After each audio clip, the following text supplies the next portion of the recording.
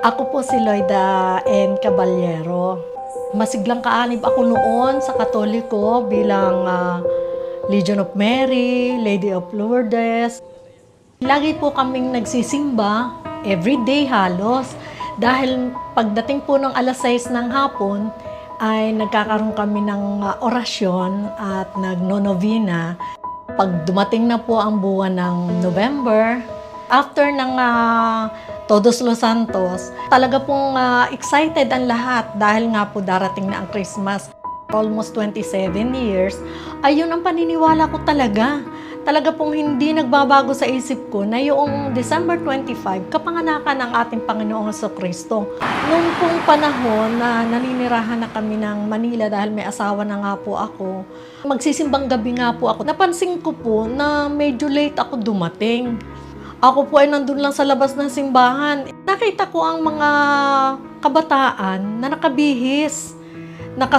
Maayos po ang kanilang kasuotan. Sinundan ko po yung mga kabataang yon. Sumakay sila ng jeep. Hindi ko alam na ang pupuntahan pala nila ay kapilya ng iglesia. Pagdating ko dun sa kapilya ng iglesia, pinagmamasdan ko kung ano ang ginagawa nila. Nakita ko po na sila ay nananalangin. Lahat po ng tinatanong ko, pag ako'y nagtanong,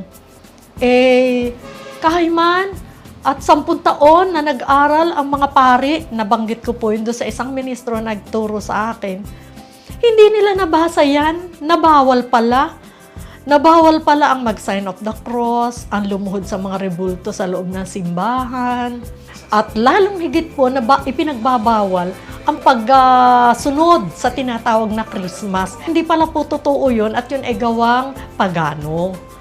Di ngayon ko po naunawaan na sa habang tumatagal, nadadagdagan po ang kaalaman ko na yung palang mga sinunod ko nung araw ay yung pala po'y mali. Mula po nang maunawaan ko na ang lahat ng mga ginagawa namin o ginagawa ko sa loob ng Iglesia Katolika ay labag pala sa aral ng Panginoon Diyos. Hindi po ako nag-atubili. Hindi po ako yung nag-alinlangan na iwan ang lahat ng yan.